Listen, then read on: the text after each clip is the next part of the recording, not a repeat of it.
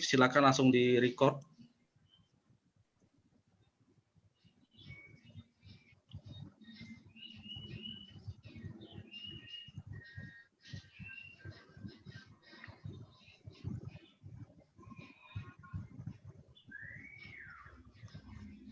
I think the YouTube live is already active.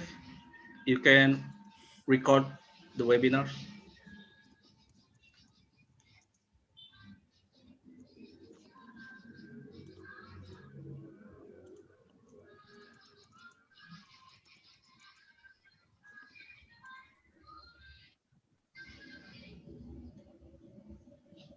You already recorded?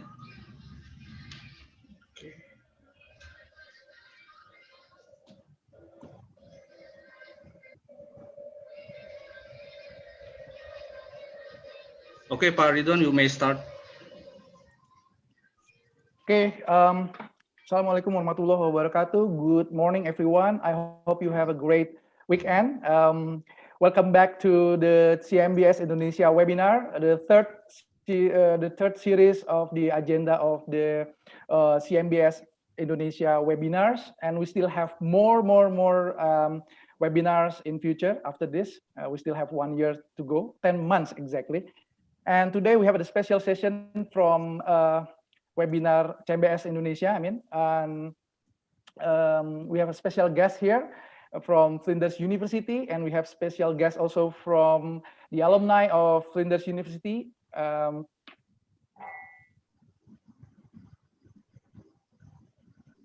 And today we are going to talk about a lot of things about Australian Award scholarships, Flinders University, Adelaide, and experience from the alumni.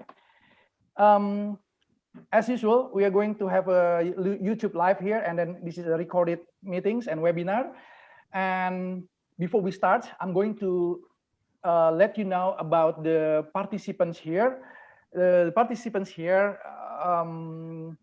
have already registered a CMBS link, and today is Saturday, 27 March 2021. We are going to have a 2-hour session, 2 hours meeting today from 10 Jakarta time to 12 Jakarta time with main speaker Odile Ruiz, Flinders University, Adelaide, South Australia, and speakers alumni of Flinders University, Agnia Fedora, and I'm the moderator.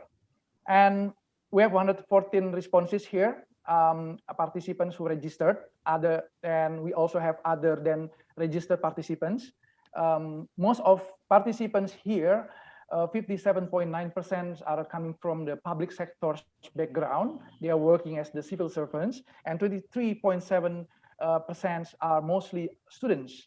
And the reasons for joining this webinar mostly are looking for the information about the international scholarships, especially Australia Award scholarships, and mostly participants plan to apply for the programs mastered by coursework. 52.6% mastered by coursework, and 40.4% mastered by research, and 7% is about PhD program. So this is very interesting. Maybe after this we are going to know what master by research is or master by coursework is. What makes them different? And most participants plan to enroll in study area. In terms of study area, 33.3% is about public policy. This is very interesting because most of you have a background of public servants or civil, the government workers, and 23.7% plan to enroll international relations. This is good, about the geopolitics. This is about international relations, about geopolitics, about politics, about more about international relations and cooperations. 21.1% mostly about public sector management. So this is very interesting for us. And most participants, around 83.3%, now they are not applying for international scholarships overseas. So and 90.4% of participants have not been granted any international scholarship overseas. Maybe after this session, you will be successful to apply for the Australian Award Scholarship at Flinders University. And most of the participants have the education background, which is either ongoing or completed, pendidikan terakhir ya, bachelor's degree S1 here. So and around 7% participants have graduated from master degrees. I mean, they got the master degrees S2 ya, postgraduate. So they expect more from this webinar about finding out information about scholarship in Australia, Australian Award, Flinders. Maybe if Flinders University has the scholarship, if Flinders offers the scholarships from Flinders, I think it would be better to have some information here. So so here we go. We're going to start the presentation. We are going to have this webinar will be divided into 3 sessions, as I seen here. The first session will be about Australian Award scholarships, tricks, and things to consider from Odile here from Flinders University. We had a lot of great discussion at Flinders when I was a student there about Flinders, about education, and once I had a consultation with Odile here about the PhD programs, which I should apply in 2018, right? And thanks for your insight and information. Finding supervisor, PhD programs, and everything about Australia and Flinders. And I had a supervisor, a PhD supervisor is Nur Siddiqui and Michelle Kohler at the time. I took the education, PhD in education. And the second session will be about Flinders University, student service, and it's about Adelaide life there. What is it like? What about the Glenelg and CBD city center and everything. And the third will be by Agnia Fedorariani, the alumni of Flinders University, who had just graduated from Flinders University last year, December 2020. And here you will describe and explain or tell about your experience in studying, in academic life, and in social life in Flinders. And everyone can ask questions at any time you like by chat. Chat column there, we provide chat, or you can raise your hands by clicking the raise hand features there, and you can ask questions in Bahasa or in English. We provide Bahasa Indonesia, I will translate. You can also directly ask in English, and every session has the Q&A session. You can ask questions after the presentation, and everyone is to be muted here. When you raise hands, you can unmute your click the feature. All right, now we move on the first session. I'm going to silent. I'm going to mute myself. Here we go. Please welcome Odile from Flinders University. Time is yours. Thank you. Okay, thank you so much, Ridwan. Good morning, everybody. Selamat pagi. That is, until now, about as much Indonesian as I speak. I'm sorry, but I might learn some more in the near future. First of all, I would like to thank the organizers for today, Ridwan and Janos, for inviting me today. And I also would like to acknowledge, I know that not all of you work for Imigrasi, but Flinders has had a long relationship with Imigrasi since 2003. And we've had at least 50 staff members from Imigrasi who have completed a master's program at Flinders. So for me, it feels very warm to come back, and I'm not physically in Indonesia, but to talk to you today. And I'm also very happy to make acquaintance with people outside Imigrasi today. So that's maybe by way of introduction. I will now try and share my screen, which is always a bit of a challenge because technology and me are not always friends, but let's see how we go. And Ridwan will let me know if I've done the right thing. Yeah? Yeah. Okay. Yes, it's already. Yes, on the screen, right yes. one. Excellent. Yeah, right Okay. one. All good. Okay. Whew. That was a good start. Okay, so I'd like to start with this quote from British explorer Matthew Flinders, after which our university is named. But since we have a lot to go through today, we shall go to the next slide. So Ridwan's already introduced the agenda for today. And so I don't want to repeat that. I just want to say a little bit about what I will talk about and what I won't talk about. So because I'm from Flinders University, I can't talk about scholarships from other universities like the University of Melbourne or Queensland University, because I don't know. What I can talk about is the Australia Awards scholarships, because we have a lot of experience at Flinders University. And we've learned a lot from talking to our awardees and looking at their applications, etc. And I will also talk about the scholarships that Flinders offers for Indonesian students.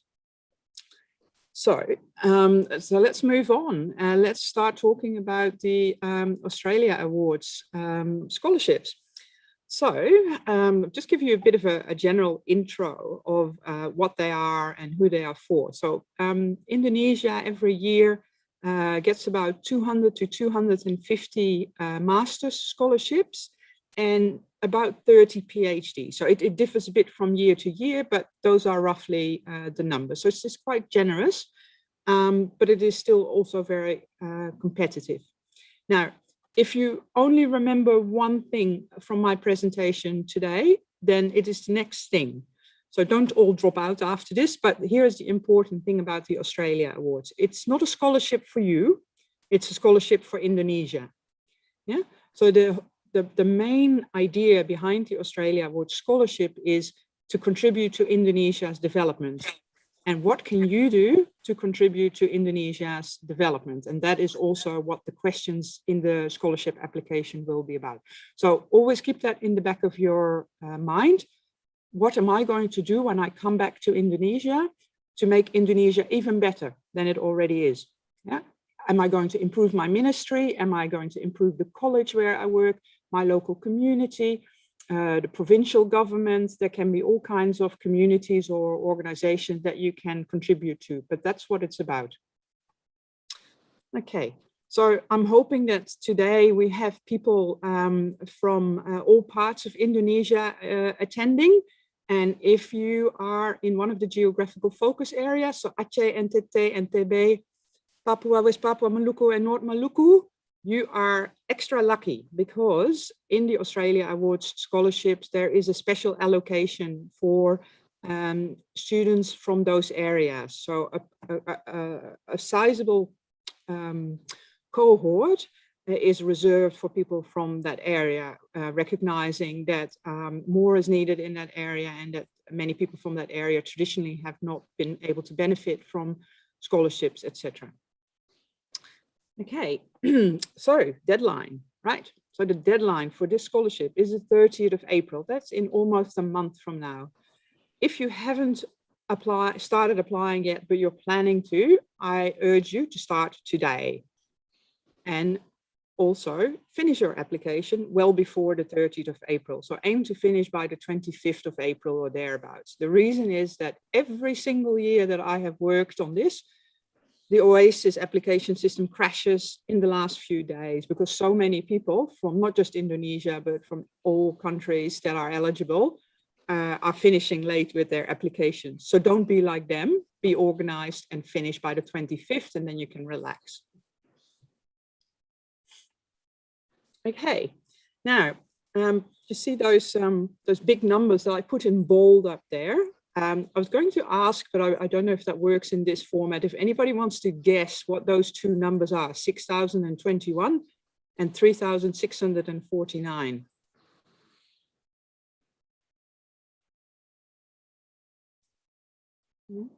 So I'll tell you, 6,021 was the number of applications made for the Australia Awards from Indonesia in 2020, right? Or 2019, one of those 2 years. 3,649 were the applications that were eligible to proceed to the next stage. So what happened was that more than 6,000 people applied in Indonesia, but more than, about 2,400 people, their application was not valid. It was not considered. They didn't attach the right documents. They didn't meet the GPA criteria, all kinds of reasons. So why did I put these numbers up? To encourage you to be very careful with your application, and you can already be in almost the top 50% by reading the guidelines very carefully, making sure you attach all the documents that are required in the right format, etc. Australia Awards Indonesia has an excellent website with videos, lots of information. Make sure you read all that information carefully. And then you also will be in the top 50% just by doing that. So that is a win situation. Okay, so I'm talking a little bit about eligibility. So people's GPA has to be 2.9 out of 4 to be able to apply. If you are from the geographical focus area, so Aceh, NTT, NTB, etc., or if you are a person living with disability, your GPA must be at least 2.75. Now, maybe just mentioning, Australia Awards is very, very keen to receive applications from people living with a disability.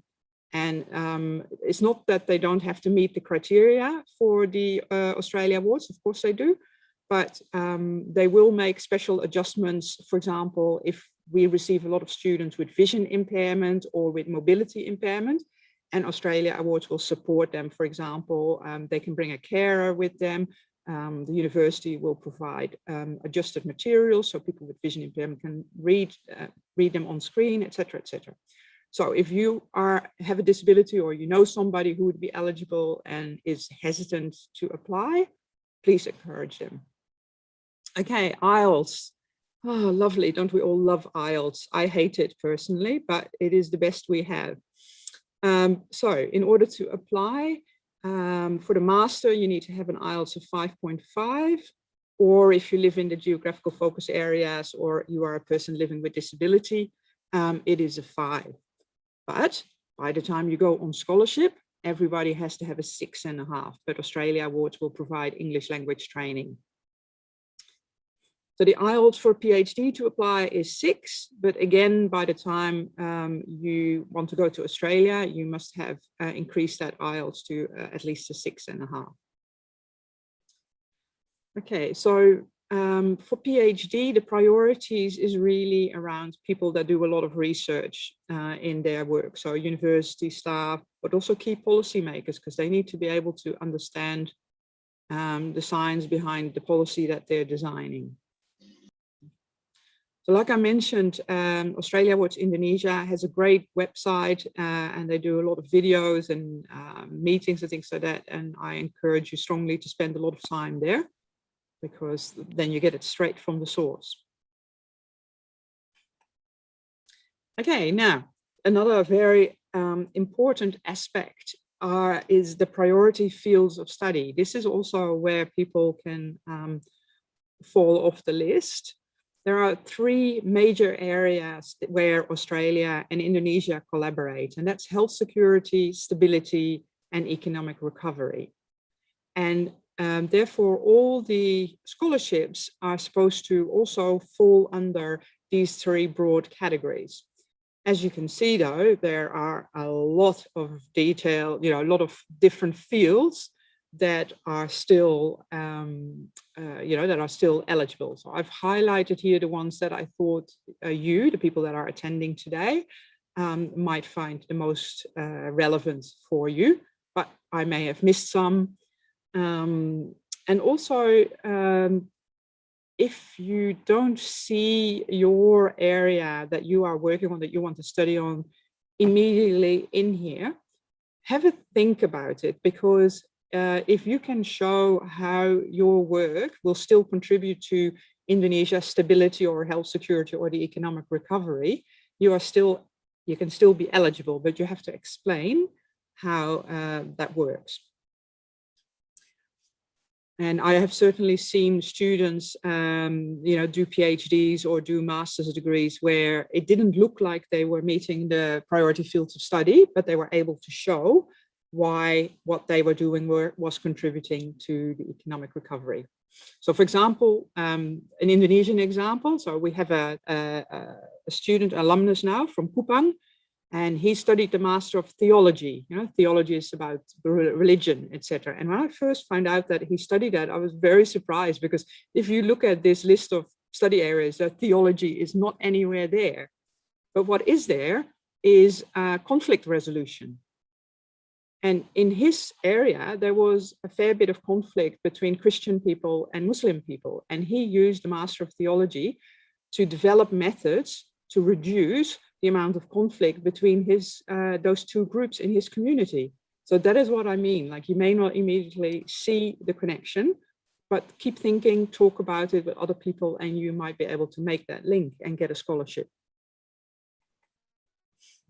Okay, so I want to move on and talk a little bit more about the application form questions that you will discover. Because my experience is that when I read people's applications, and these are people that actually have been successful, I find that they've often missed the chance to score points, if you like, by not answering the question properly. So I just want to give you some tips and things to consider on this, so that you can increase the chances of getting to interview, but also when you get to interview, they will ask you these questions, and they will ask more in depth about it. So then you are prepared to give that your best answer. So why did you choose your proposed course and institution? What they want you to do there is to reference that in your application, you have chosen 2 universities and you have chosen 2 courses. So for example, the Master of Public Policy at Flinders and the Master of Public Policy at Australian National University. Why did you pick those 2? How can you relate that to the work that you do, the gaps there are in your organization, the knowledge gaps or the skills gap, and how are these courses going to address those gaps when you come back to Indonesia? And the better you can give some details and how you can show that you have really looked at different universities, different courses, the more you'll do better there and you will score. I will come back about how Australia Awards looks at different universities and group of 8 and things like that, because there's a bit of a difference between how Indonesians look at that and how Australia Awards looks at that. Okay, so the second question, how will the proposed study contribute to your career? It's a pretty obvious question, but also keep remembering what I said at the beginning. This scholarship is not so much for you, for you to have a better life and make more money. It is about what can you do for Indonesia to make it an even better place. Okay, now the third question, how have you contributed to solving a challenge and to implementing change or reform? And you see how I've highlighted be specific there. Many of the answers that I see, people have been very general and not specific. And I'm thinking it can be difficult for people, especially sometimes for women, but also culturally, it can be difficult to say, I did this. This was my contribution. Yeah, we are more used to saying, we did this as a team. Now, this is not the moment to be modest. This is the moment to be honest, but to say, I did this. I analyzed this situation. I saw a problem. I got the people together to work on this. We did this, and the result was that. So be specific and clearly talk about what your role in it was. The reason that this is so important is that Australia Awards are looking for leaders. Yeah, so there is a minimum GPA requirement for you to apply, but they're really not that interested in your GPA and how academically brilliant you are. They want you to finish the course, obviously, but what they really want is somebody who will come back and start changing things, show leadership. And that can be leadership in their local community, in their local school. It can be leadership in a ministry. It can be leadership anywhere, but it is leadership. It's changing. That's why that is important. And they need to be able to see what you did, not what everybody around you did. Okay.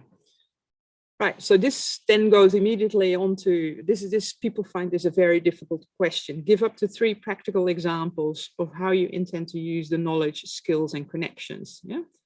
So again, try and be specific. And I know it's hard to imagine what you might do in 4 years from now, right? Because you apply now, then you go to Australia maybe next year, you're in Australia for 2 years, and then you come back. That's 3-4 years from now. What might I do? But try and give some concrete examples. And perhaps don't say, oh, I will share my knowledge with my colleagues, but say, you know, I expect to learn this and this skill about planning for our budget cycle. And I will work with my colleagues to introduce a new budget cycle into, yeah, so try and be concrete. I've also highlighted connections. And that is another thing that the Australia Awards are very big about, is that they want you to make connections in Australia and learn from those connections. So it's not just about sitting in the classroom, you know, it is also going out in the community, maybe do some volunteer work or an internship, or become a member of a professional organization, all those kind of things. If you have some ideas about what you would like to do while you're in Australia that you can then bring back to Indonesia, it will be highly valued in your application. And then the other one, what are the possible constraints you think may prevent you from achieving these tasks? Yeah, so again, try and be specific. So one thing that we talk to our students before they go back is they often have, you know, they're so inspired, they've learned a lot here, and they are ready to go back to Indonesia and change the world or their community or whatever. But when they come back, the rest of their organization has not had this opportunity necessarily, and they have not had that same change process.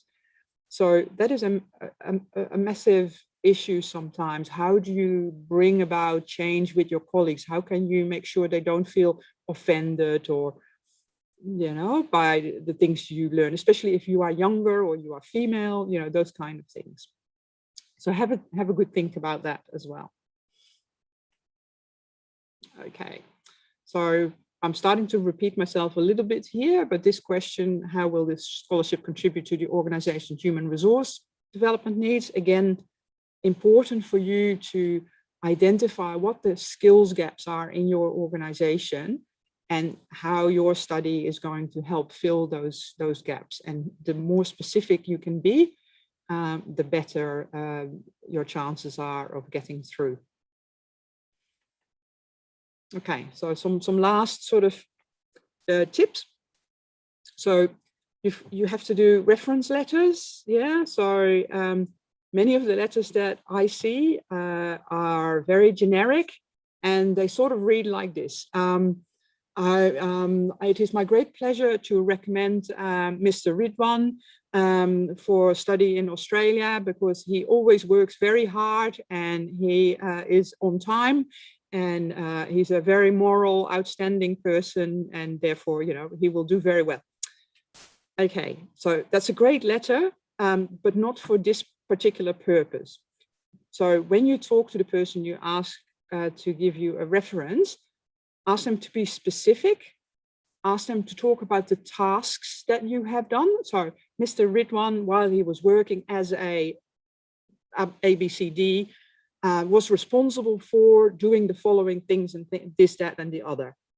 He took the initiative after he addressed this problem to get a committee together, and, you know, so the more they can see your leadership, the more they can see what kind of tasks you have, the more value you're going to get out of your reference letters. Okay, so now I want to talk about university rankings. Obviously, I work for Flinders University. We are not a group of 8. So, you know, you want to take that into consideration with what I'm going to say now. But Australian universities are almost 95% public universities. That means they are all under the Australian government's control, if you like. We get audited every 6-7 years, and there are standards of quality that are the same for each single university. And if you don't deliver on those quality requirements, and that has to do with how you develop your courses, it has to do with the support you provide to your students, all those kind of things, then you get warnings, and then you have to improve your thing. We are not in that stage, but I know that it happens. So in Australia, it is therefore hard to get bad education because of those minimum quality standards that you have to comply with. But it is possible to get the wrong education. And what do I mean when I say wrong education? I mean the education that is wrong for you. Because most of you, I think, are by now, have worked for a number of years. So you are in your career, you are growing in your career, and you have specific needs for the development of that career, or your organization has specific needs. So it is your job, when you start applying for scholarships and universities, to find the university that fits your career goals. And that may be a group of 8 university, and it may not be a group of 8 university. So I would encourage you to not look too much at rankings, but to look at which university and which university course fits my career goals. That is certainly how the Australia Awards looks at things. They couldn't care less, to be honest, about which university you go to, as long as it's the right university for you and you pass the degree. For example, my colleague, she will report academic results every semester for Australia Awards, but she only reports pass or fail, right? She doesn't report people got a distinction or a high distinction, or that is, the Australia Awards is not interested in that. Yeah. Again, like I said, the only thing they're really interested in is what are you going to do with your degree when you come back to Indonesia? Okay, moving on. So I'd like to also talk a little bit about soft diplomacy, what I call the hidden objective of the Australia Awards. And this is to build relationships between Australia and, in this case, Indonesia. So Indonesians know a lot about Australia, I think. Australians don't know a lot about Indonesia, unfortunately. So whatever you can do in helping build relationships and being in the community here, that will all be seen very favorably. So if you have some ideas about what you're going to do, see if you can't write them into your scholarship application or mention them in your interview. Okay. So the next one is about choice of university course versus choice of university and city. So I've already talked about that with the bad education and the wrong education. But sometimes I meet students and they say, oh, I want to go to Adelaide or I want to go to Melbourne, and they mean the city. And they fit their choice of university and their choice of course by the city that they want to go to. That's tricky. You know, if you cannot motivate carefully why you chose that university and you say, I chose it because I want to go to Melbourne, you know, that is not good in your scholarship application. So what the course is first, and the university and the city follow from that. Okay, so the next tip I got from one of our alumni, PhD alumnus from Timor the other day, and I really liked it, so I'm using it every time now. When you've finished writing your application, before you submit it, get a peer review. So ask somebody else to read it, and does it make sense? That person doesn't have to be an alumnus, or but it would be nice if they were, but get somebody to read it, and do they understand what you're trying to say? And then my last tip here is, when at first you don't succeed, try again. We have lots and lots of students who've had to apply 2-3 times to an Australia Award scholarship, and then they were successful. And those students are just as good as the students that get it in one. Some years, there is just a lot more competition, or your priority area wasn't quite as good, or you weren't quite ready yet in writing the right answers, you hadn't quite thought it through, or you were rushed or whatever. So, and as you could have seen from those numbers that I gave you at the beginning, there are a lot of people applying in Indonesia. And so, you may just not get it. For example, last year, there weren't 250 scholarships. There were only about 90 because of COVID. So if you applied last year, your chances were 1/3 of what they normally would have been. So don't let that discourage you. Keep at it. Ask your friends for help. Find some alumni if you can, and try it again. Okay. I think that is, oh no, sorry, I was going to talk about the PhD journey as well before we finish this first section. So I know there's some people who are interested in PhD.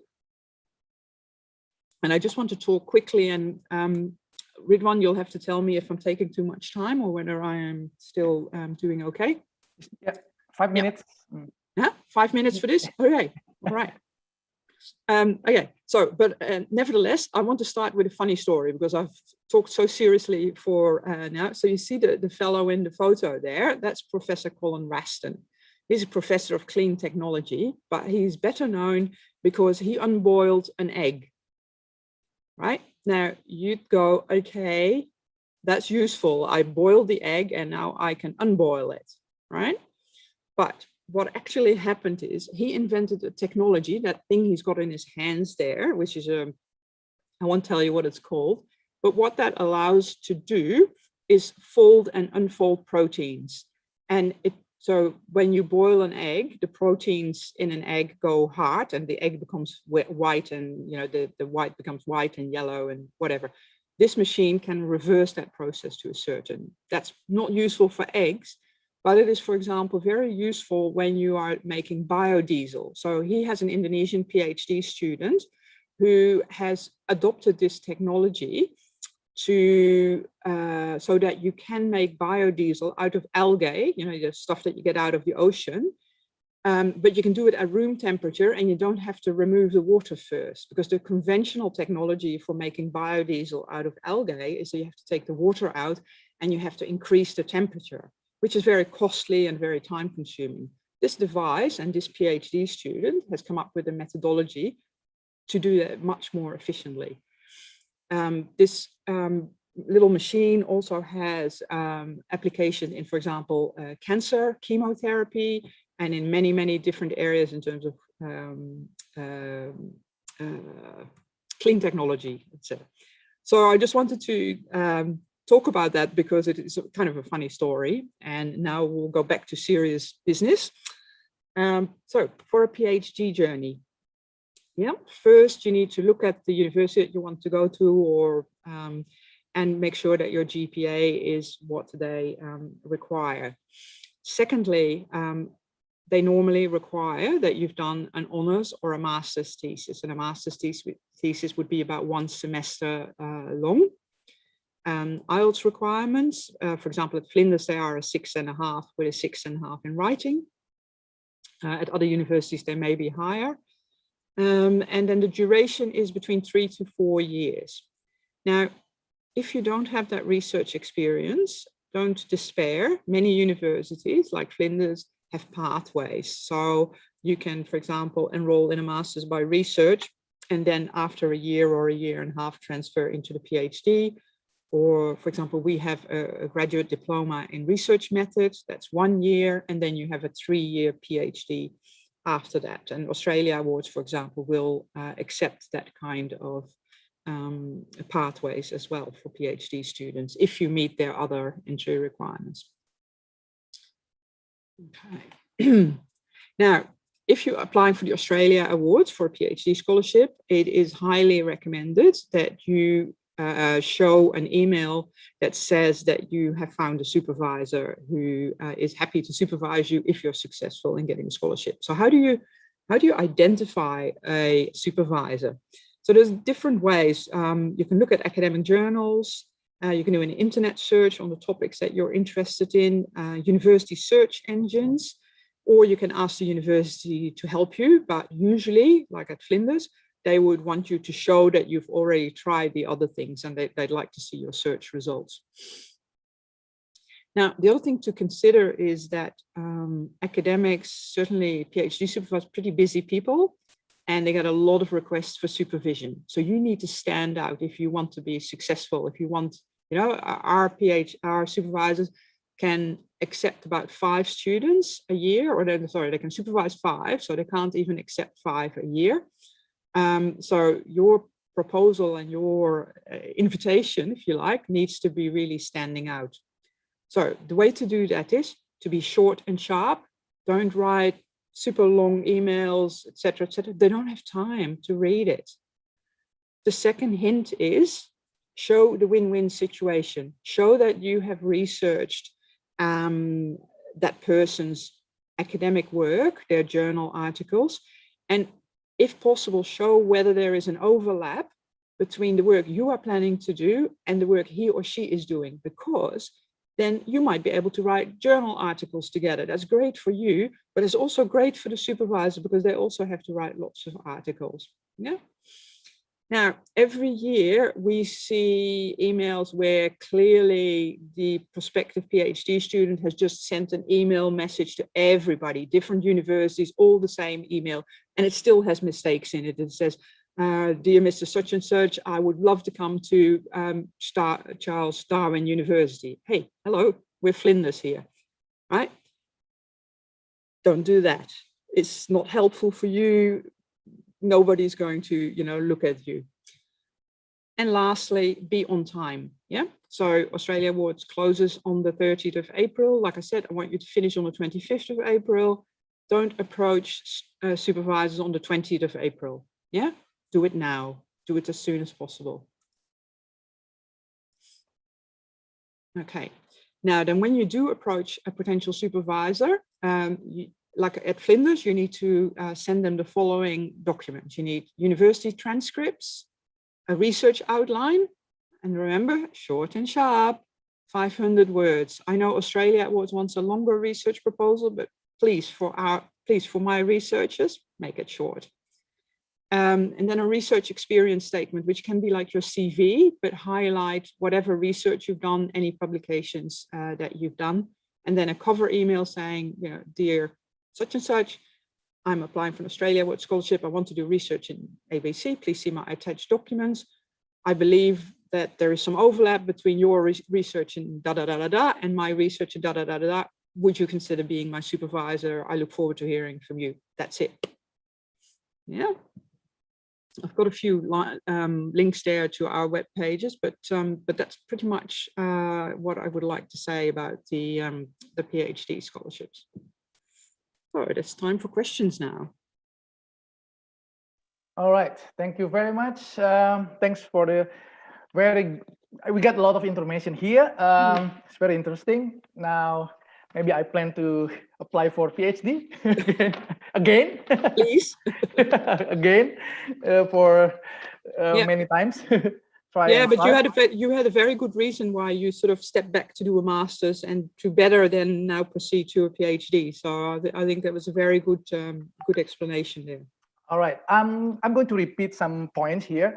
Jadi ada beberapa hal yang paling penting. Yang pertama untuk aplikasi beasiswa di Australia, yang pertama adalah membaca guidelines-nya ya, guidelines, pedomannya, reading the guidelines and requirement, persyaratannya apa, GPA-nya berapa, klik website-nya, kemudian tadi juga tersedia untuk yang disability, boleh, terus boleh bawa carer, yang penjaganya, kemudian pembukaan Australia Award ini berakhir di bulan April, tanggal 31 April, masih ada 1 bulan untuk menyiapkan. IELTS-nya ini lumayan lumayan bisa diraih ya, untuk master 5,5, untuk PhD 6,0. Ini suatu hal yang sangat baik, good information.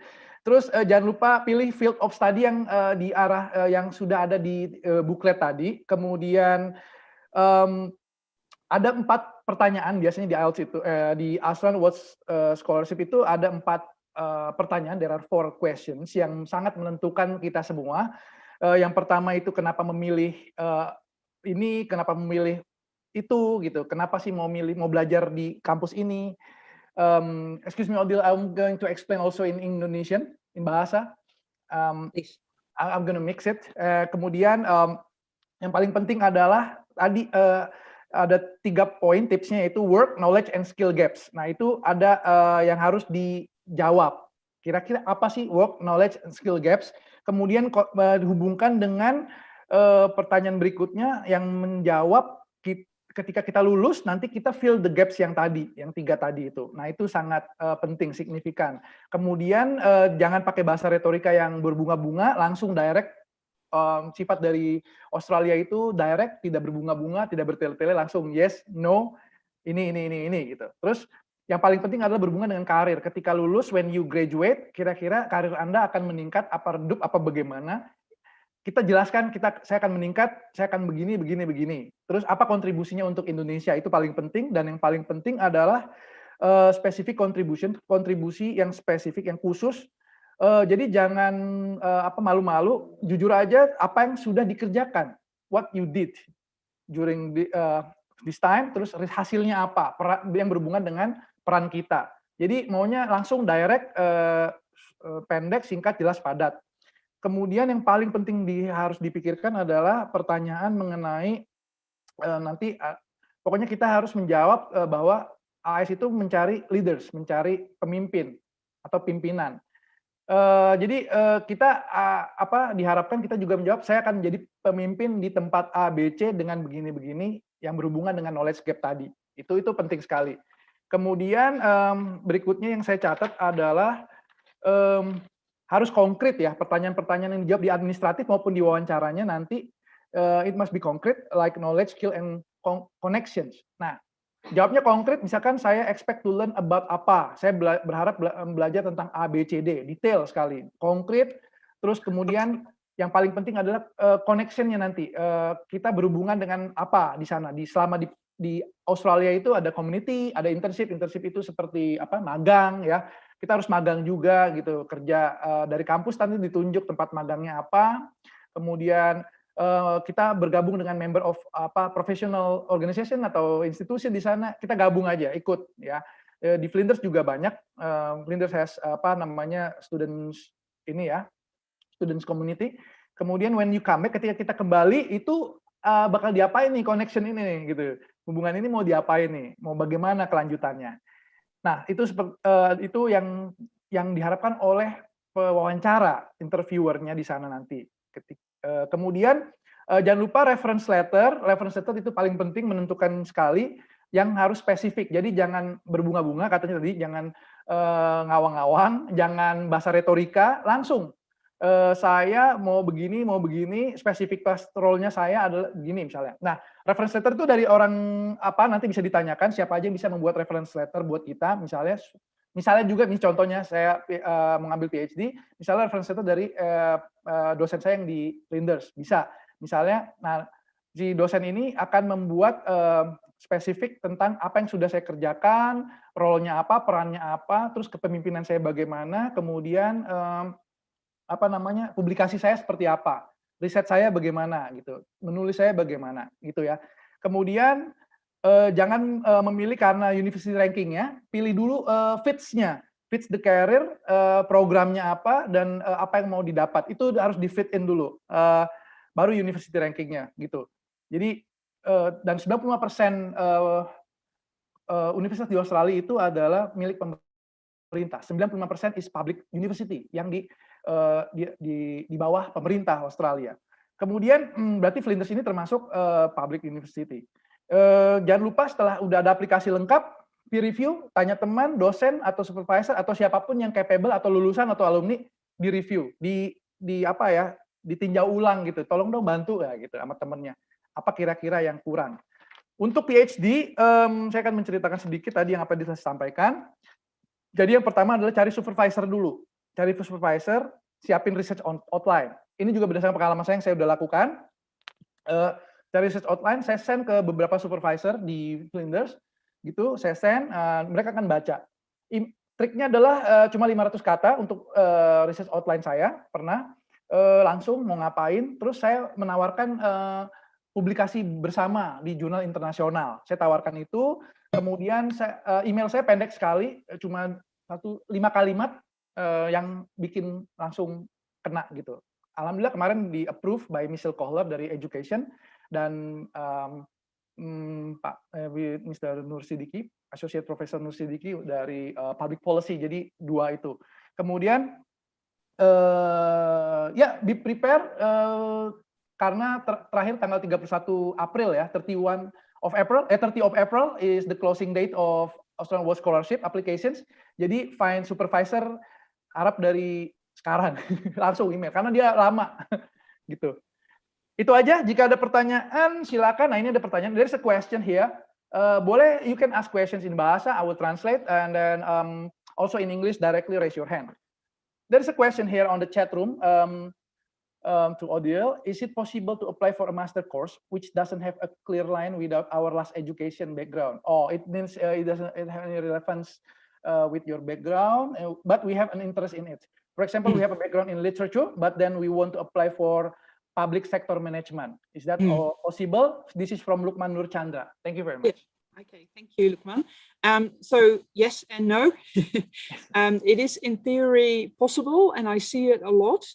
But what you need to do is you need to be able to show that in the work that you've done in recent years, you are now working in a public policy area or a public administration area.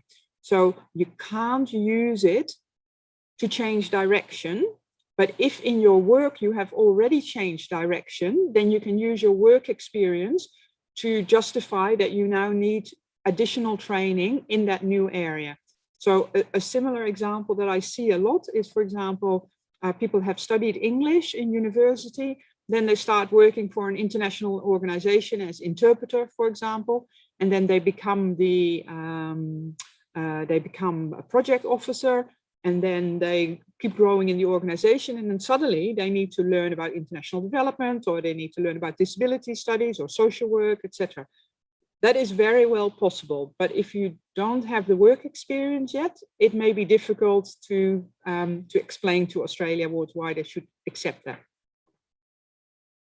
Ya, terima kasih. Jadi poinnya adalah, intinya adalah bisa, selama kita bisa menjelaskan apa kebutuhan di kantor kita atau institusi kita atau organisasi kita. Bisa ya, bisa enggak. Tapi yang paling penting adalah tadi melingkan reason yang logis. Kenapa sih mau ngambil ini? Apa sih manfaatnya dan buat organisasi dan Indonesia, intinya itu.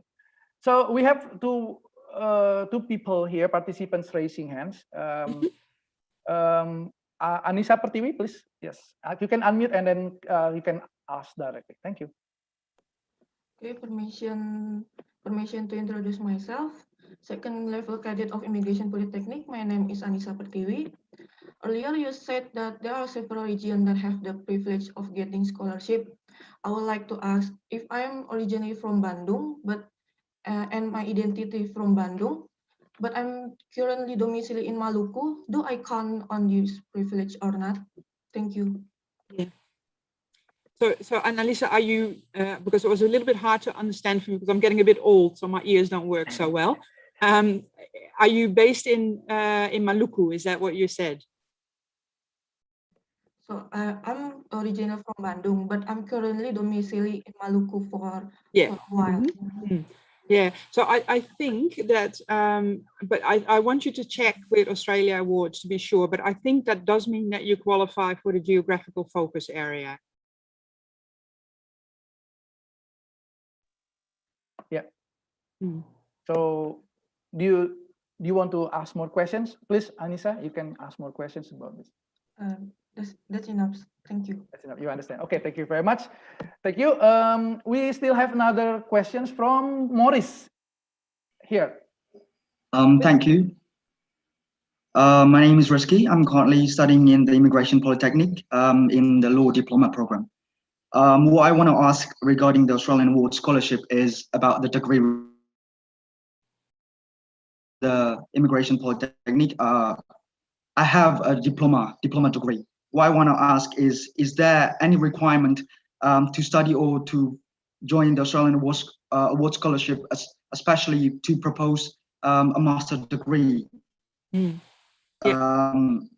order, because I have I have a diploma degree, not a bachelor degree. Is there any requirement or anything specific regarding this award? Because as we know that Indonesian education is quite different with Australian education. Yeah, yeah. We'd have to check specifically with the Indonesian requirements. My experience is that it is possible that even if your Indonesian degree is not equivalent to an Australian bachelor, but you have significant, so a few years relevant work experience, that a number of universities, including Flinders, for many of our subject areas, we will accept a combination of a degree and work experience. So while you cannot do it straight out of college, out of Imigrasi College, Polytechnic, you can after a few years of work experience. And my understanding is also with Australia Award scholarships that you have to have at least 2 years work experience before you can apply. So that's a good combination. Yeah. So if you don't have the work experience just yet, finish your degree, do the work experience, then apply. Maurice? Okay, so we have to have the work experience first. So we can't just like apply it directly when we graduate out of college. Correct. Yeah. Yeah. Okay. This has to do with the goal of the Australia Awards, which is that they want to identify people who have capacity to lead in their community and to affect change in their organization. So you need to have a few years work experience so Australia Awards can see where you're going, where you're heading, and what your ideas are. Yeah, so you need to have a few years. That's the scholarship requirement, is that you have the work experience first. But then that works well because it will also then allow you to apply with a degree that is not necessarily a bachelor. Anyway, Maurice, when will you graduate? Obviously this year, 2021. All right. So next year you will work? 21? Yes, that's right. 22, 23. So yeah, prepare for 2024. Yeah. I applaud your thinking ahead. Thank you so much. Thank you so much for the answer. Very helping. Yeah, you can prepare start from now, right? You can prepare everything start from now. The IELTS and the documentation and well that as well. And also, if you know that you're going to apply for a scholarship like the Australia Awards, then once you start working, you can also think about, okay, what kind of extra experience do I want to gain? What kinds of things in my workspace do I want to volunteer for to put me in a really good position in a few years to apply for this scholarship?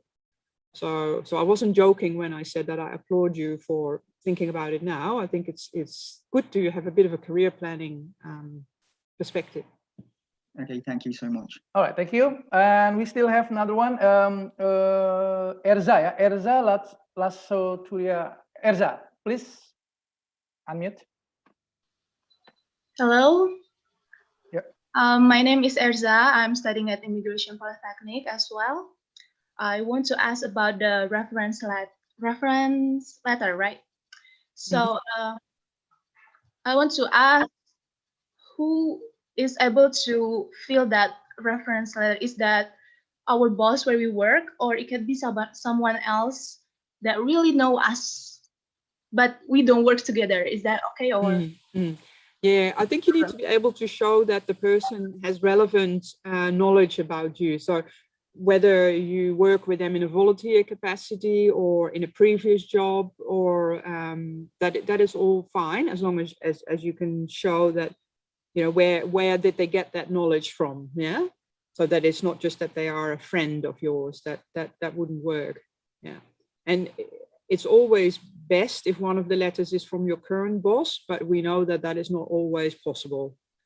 Yeah, because sometimes the relationship isn't there or the situation isn't there, so then you can go somewhere else. thank you so much. You're welcome. You're welcome.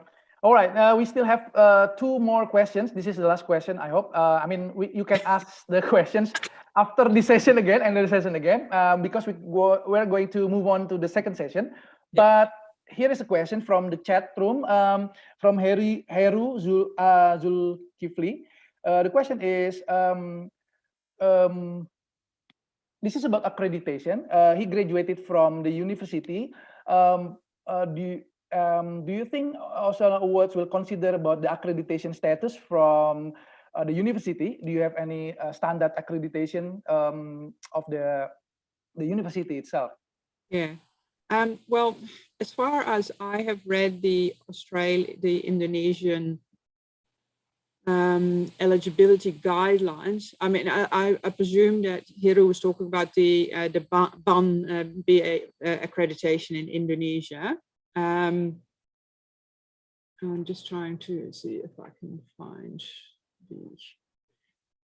I'm not aware that it is a massive issue. So I know that, you know, some universities like Gadjah Mada and Universitas Indonesia are, you know, a little bit higher, shall we say, than some of the other universities.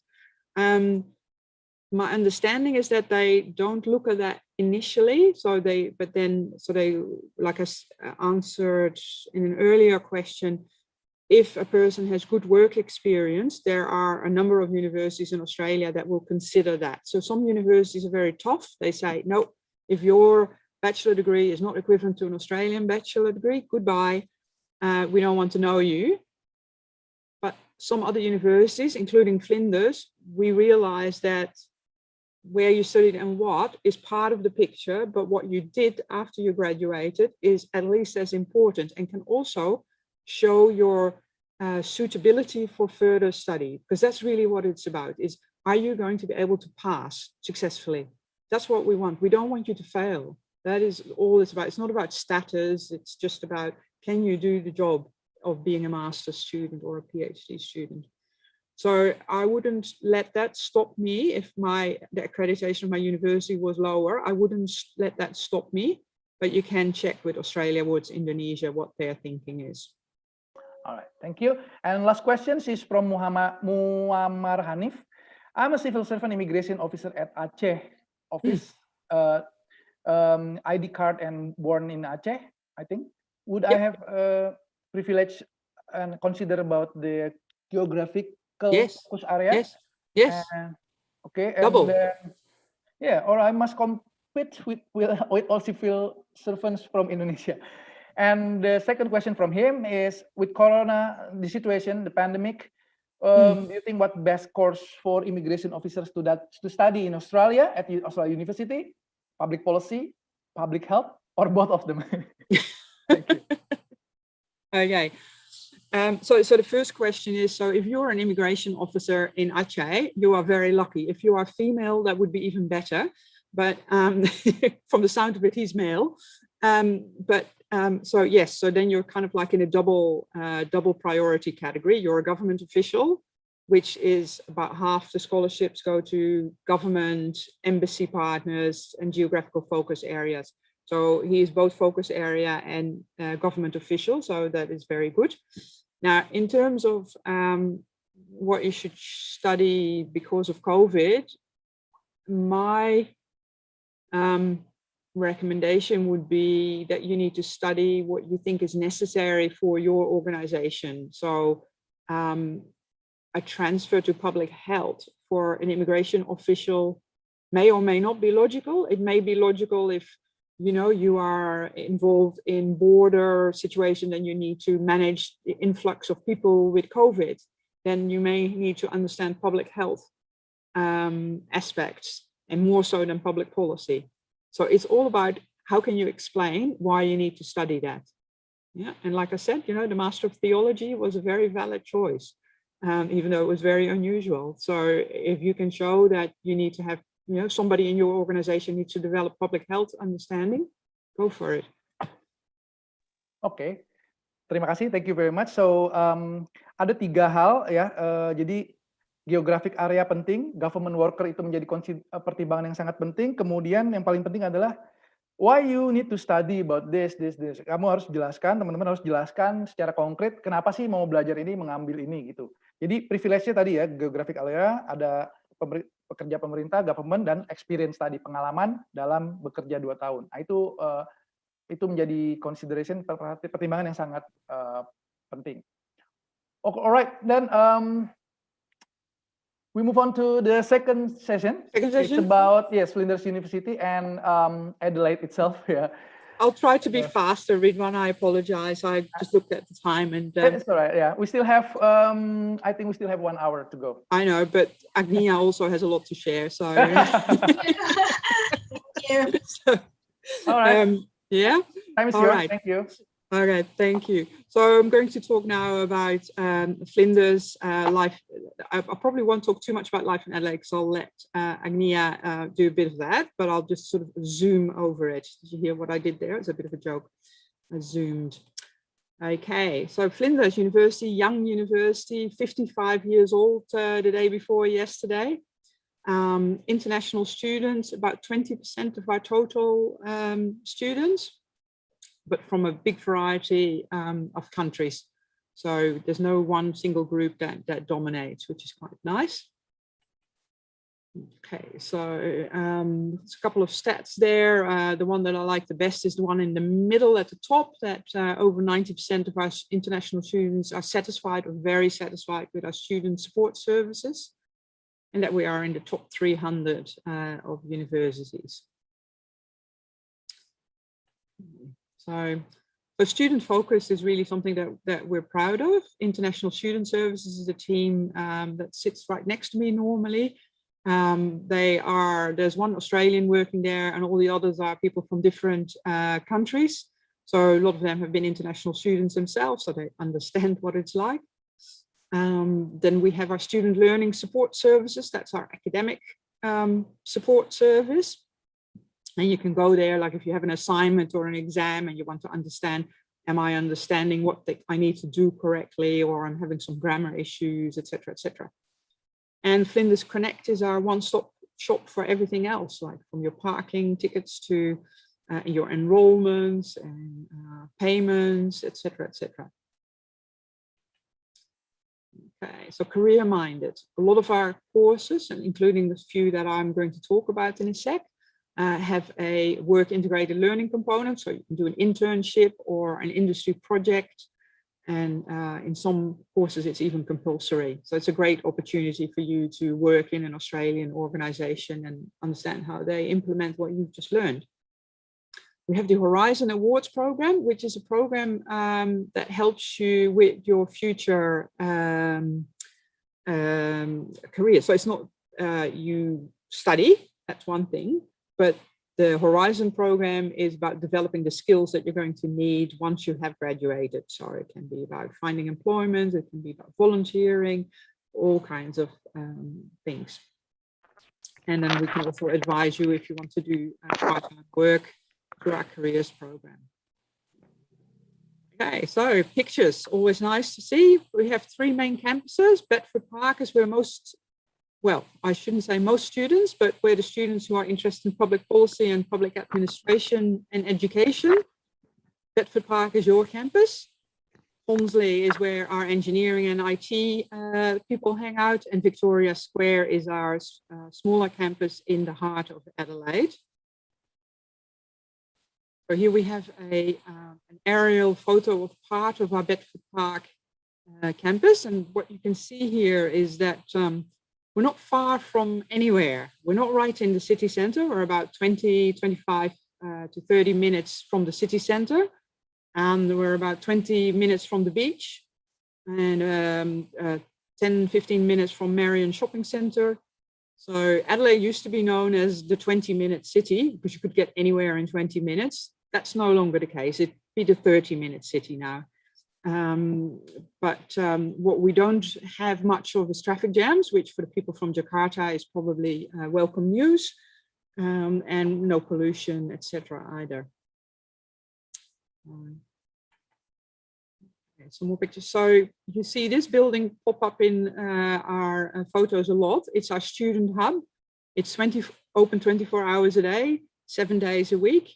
And when we designed it a few years ago, we asked our students, what do you want out of your building? And they said, we want places to study. We want places to collaborate if we have a group assignment, but we also want places where we can relax, where we can warm up our food that we brought from home, where we can play, table tennis. We can go and have a coffee or buy some food. And so this building is where we do that. Okay, so Tonsley with some more pictures of our robotics friend here. Okay, so Ridwan asked me to include this slide because he's very excited and a bit disappointed. I think that the train is now on campus just after he returned to Indonesia. But yes, so we do now have a train station at the foot of the hill, and that will take you into the city in 22 or 23 minutes. So it's very handy for us all. And this is a development that will go up in the next few years. So there will be medical research buildings and health science research buildings, but also new student accommodation. I'll talk about student accommodation in a sec. Okay, so Adelaide, where we're based. When I traveled before COVID, and I talk to, it doesn't matter whether I'm in Indonesia or Vietnam or Myanmar, often people go, Adelaide? Where is Adelaide? Okay, so here we are. We're the capital city of South Australia, and we're about 1 hour away from Melbourne. Melbourne, more people know, right? But that is 1 hour by airplane. Yeah, so Australia is a big country like Indonesia. And so we're about 1 hour out of Melbourne and about just under 2 hours out of Sydney. And this slide shows you ways to get here. So I usually fly from Jakarta to Singapore and then Singapore direct to Adelaide, but you can also fly Jakarta, Sydney, Sydney, Adelaide. It's quite a convenient connection as well. Okay, so I moved to Adelaide about 12, 13 years ago with my 2-year-old son and my husband. We've loved living in Adelaide because the city is not too big, not too small. So it has everything that you need. But like I said, no traffic jams and things like that. So the population is about 1.4 million in Adelaide, which by Indonesian standards, of course, is tiny. Yeah, it still feels like a serious city. The climate, we have four seasons. So right now we're starting to have autumn, but I'm looking outside and the sun is still shining and it's about 25 degrees. In winter, Indonesians find it cold. Let's just be honest about it. I'm from the Netherlands originally, so I'm not really impressed with the winters here, but it does get a bit cold. We have no snow, but our students do travel to Victoria or New South Wales in the winter to go and see snow. So it is a possibility. And they can do that because life in Adelaide is actually very affordable. It is much less expensive than Sydney and Melbourne and also less expensive than Brisbane. And so you can save money and then take your holidays in Sydney or Melbourne and or go skiing. Okay, so this is a bit more. We often rank sort of like, in the top 10 most livable cities, which is a combination of lovely nature, easy to get around in the city, cost of living is okay, etc. Okay, so it's a bit of a summary about why Adelaide is a good destination for you. It's a very safe place, it's multicultural. It's easy to get out of the city and find out about Australian nature and see those kangaroos. And the koalas come on campus. You don't need to go off campus for that. There's a high standard of living, but not a high cost. And there are employment opportunities. So if you want to work part-time, that is possible. Okay. So these are slides that I might go over a little bit quickly. So Life as an Australia Awards student. So I talked a bit about accommodation. What you can see in this photo, the yellow dotted line, that is our Bedford and Sturt campus where most of our students study. While we have accommodation on campus right in the middle, most of our international students and certainly our Indonesian students, they choose to live just outside that yellow dotted line. There's a lot of opportunity there to either share a house or if you bring in your family to rent an apartment with 1, 2, or 3 bedrooms. And then you can either walk to campus, cycle, or take a bus. There are a lot of buses that come onto Flinders campus. Either they go to the city or they go to Marion Shopping Centre. So it's very convenient. In terms of food, there's a lot of, international Asian food, halal food on campus as well. So it's not really an issue. Yeah, Nia to talk more about that. Already talked about cost of living and the weather. So the reason the cost of living is lower in Adelaide is, one, accommodation is much cheaper. And secondly, as an international student, you get 50% discount, just like the Australian students, which in a lot of other cities, international students don't qualify for. If you're thinking of bringing your children, absolutely do it. The primary schools around the university are all very experienced in bringing, in families bringing their children with them. There's special English language programs for your child, so that within a couple of months they speak better English than you and me. Again, and free of charge, so it's not really much of an issue. The only problem you might have is that they don't want to go back to Indonesia afterwards. That's what I hear from some people, especially, you know, if they're from Jakarta and they don't see mum and dad much during the week normally in Jakarta, and they're getting used to seeing mum and dad a lot here in Adelaide because there's no time lost on transport.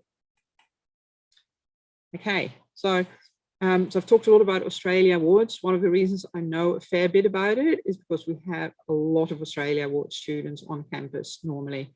And why that is relevant for you, it means that if you come to Flinders, you will meet a lot of people from other countries in Asia, the Pacific and Africa that are similar to you, public servants or working in certain areas. And so you're building up that network for when you come home that you can still draw on, and you make friends, and you know, it's a strong experience. Okay, so I think I already talked about most of these things, except maybe for the English language support program. So this is a free program that we offer.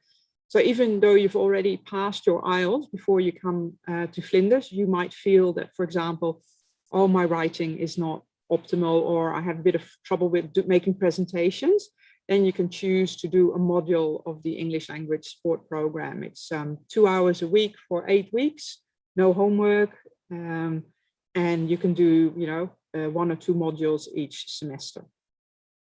And then the last thing I'd like to talk about is Oasis, our home away from home for our international students. It's a lovely space where people get together and you can eat your lunch there. There's usually somebody there to listen to you if you just want to have a, you know, a chat. The prayer rooms are there as well. Before COVID, we had an Indonesian lady come every Friday with with food to sell, and so that was, you know, really nice. I don't know if she's back since COVID because it's all a little bit more difficult now, but yeah, certainly a nice place. Okay, so now I'm going to talk a little bit about the courses that we offer. Now, you can see here we have 6 colleges, and we pretty much cover, you know, almost everything there is to learn, but you have indicated in your survey that there are only a few courses that you're really interested in. So I'm only going to talk about those. And if you have a question about something else, then you can obviously raise that question. Okay, so first going to talk a little bit about public administration, which is sort of the group name for public policy and public sector management. This would be one of the most popular areas at Flinders for Australia Awards and Immigrasi students and staff. Both programs are 2 years in duration, and the IELTS requirement is a 6 overall with a 6 in speaking and writing. However, Australia Awards in Indonesia requires you to have a 6.5, so I can't help with that. I had thought, but I might not do that given the time, to share the screen and talk a little bit more about that. What I will say about these 2 programs is that the public policy program is not just about public policy, it also incorporates some public sector management. And the public sector management also will have at least 2 or 3 topics about public policy, because you can't have good policy without good implementation. And you can't implement policy if you don't understand how policy is made. So it is possible through choosing electives to make your degree like a combination of policy and public sector management if you are interested. The other thing to mention is that in both of these degrees, you are able to do a master's thesis of up to 18 units or 1 semester, which will then qualify you to go into a PhD later on. If you are not interested in doing a thesis, you can do a smaller research project, or you can do an internship of almost 1 semester. And this is certainly a very interesting option for people that don't want to go on to do a PhD, but would love to understand how Australian organizations work. And the university will, help you with finding those internships. You still have to apply, but it is an option. Sorry. Then, so we also have international relations, of course, which almost 25% of you said they were interested in. Again, 2-year program with an IELTS of 6 overall. This program also gives the option of doing a thesis, and it is a bit more of a mixed degree. So I'm just going to quickly grab.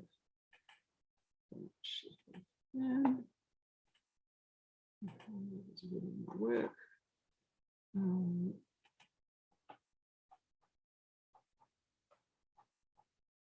Right. So it's like I said, it's an interesting mix of talking about China, about international relations, global inequality, East Asia in the 21st century, a bit of human rights there as well. And that's so your first year. And then in the second year, again, you have an opportunity to do a thesis or a smaller research project. And you'll study a bit more about the new security agenda, more about China, obviously, environment and development in Asia. And then you can choose some other topics from other areas. So if you, for example, you want to combine international relations with some policy making skills, you can choose that. You can choose if you're interested in gender analysis, you can do that. And you can also apply to the course coordinator and say, look, because of my work, I'm really interested in, for example, doing a couple of education topics because, in my role, I need to do training or I need to do change management or et cetera, et cetera.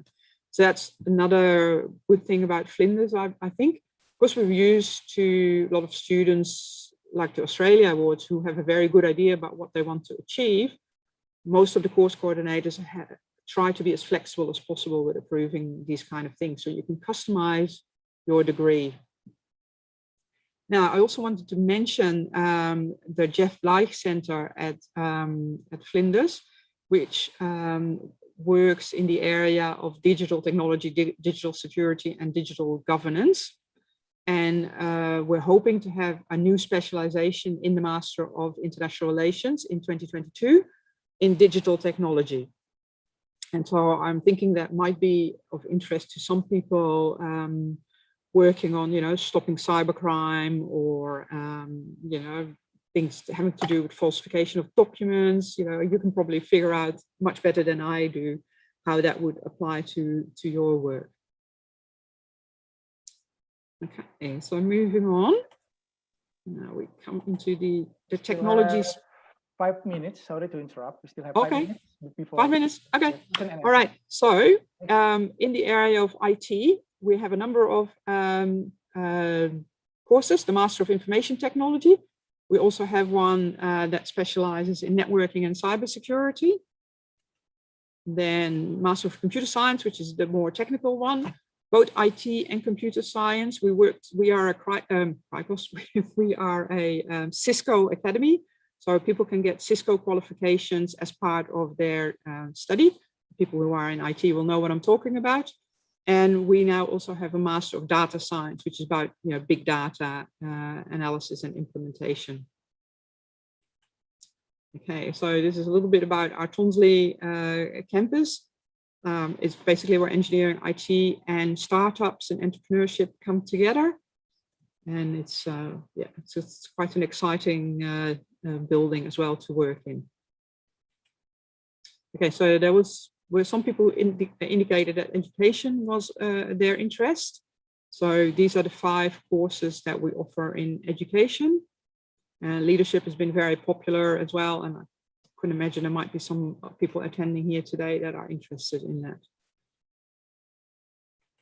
The geospatial information science, the only reason I'm mentioning that is because we had an Indonesian student a couple of years ago who wrote his master's thesis about the use of GIS in tracking illegal fishing vessels.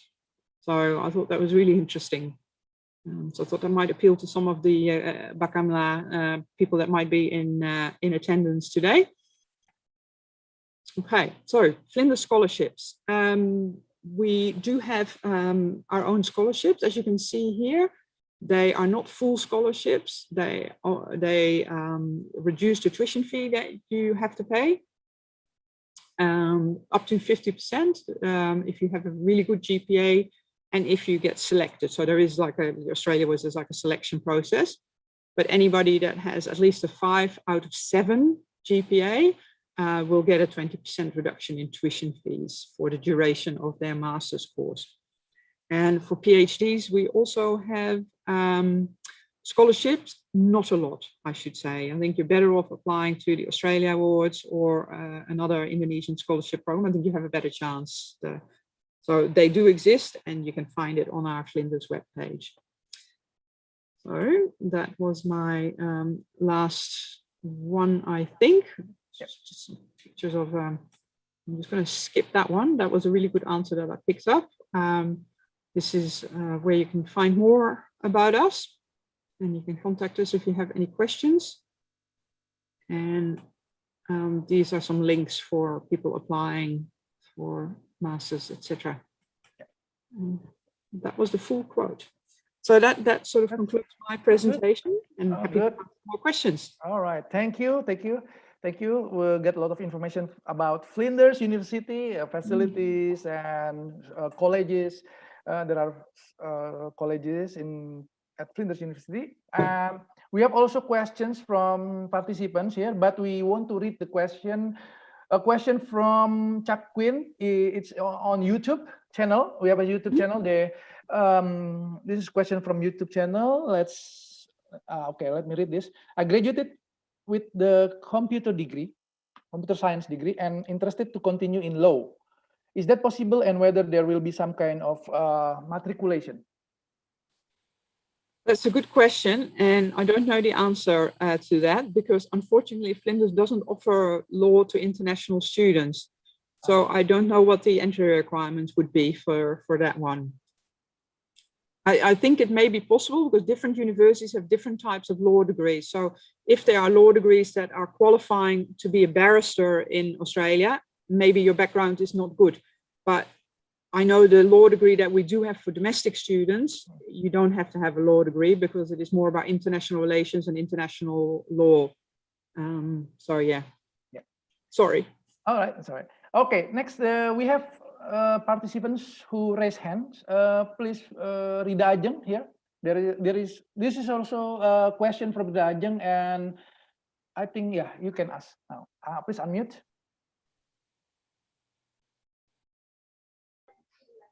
Hello, good afternoon, everyone. Hello. Hello. Yes, please ask. My name is Rida Ajeng.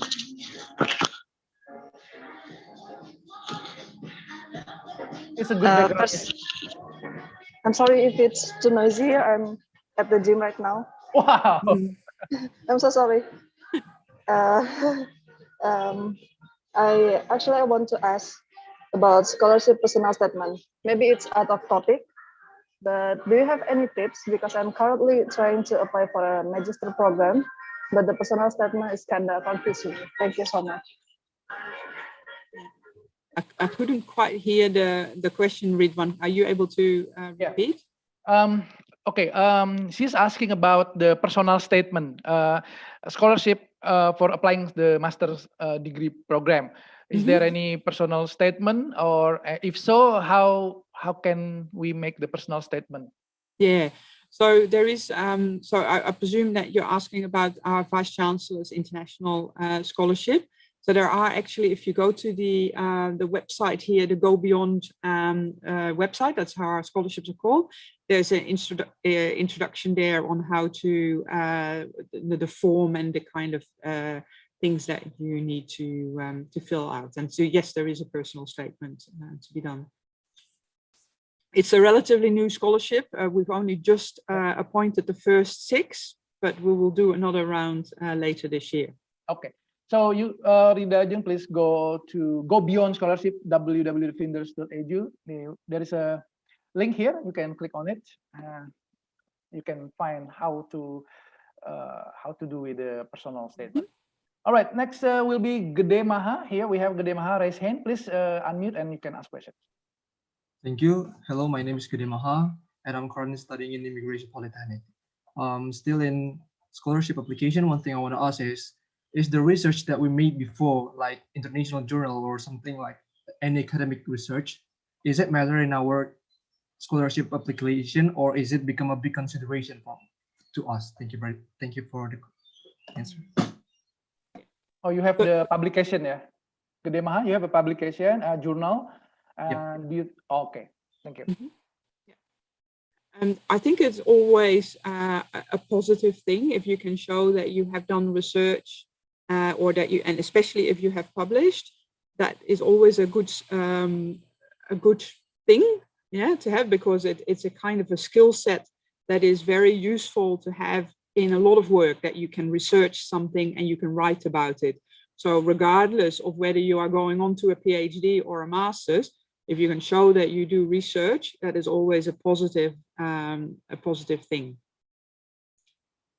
Yeah, don't know if that answers your question, but. All right, thank you for your answer. All right, thank you. I think it will be helpful, yeah. It's a good point, positive things, when you can show, let's say show off, be honest that you have an academic research and a journal publication. I think that's really benefit.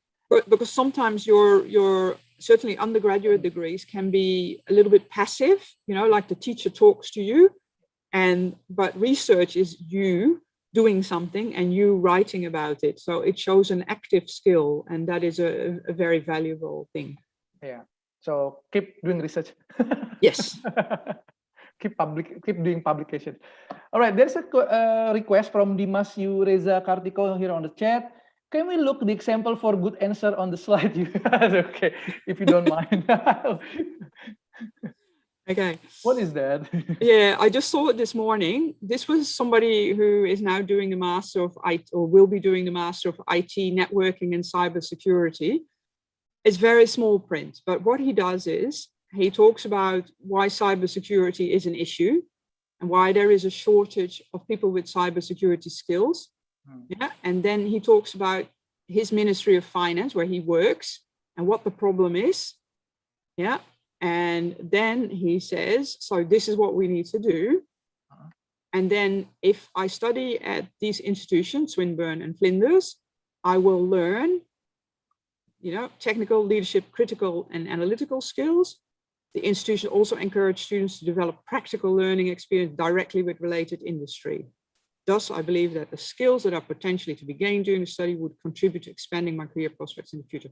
So he's identified the problem in general with cybersecurity, in his organization in particular. Then he said the 2 universities that I've named will give me these and these skills, and they will give me practical experience that will help me fill this gap. So to me, I don't know if it's too long, but to me, it's a perfect example. All right.